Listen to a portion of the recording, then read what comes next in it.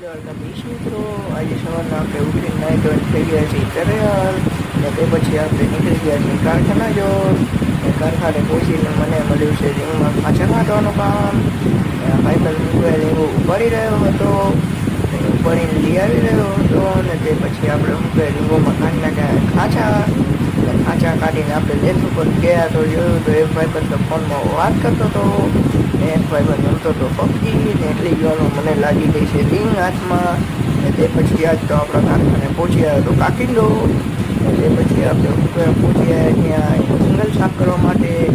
એક ઇંગલમાં કલર મારી રહ્યો હતો ને બીજા ત્રણ ઇંગલ સાફ કરી રહ્યા હતા અને એટલી જોરમાં ચાય આવી ગઈ છે.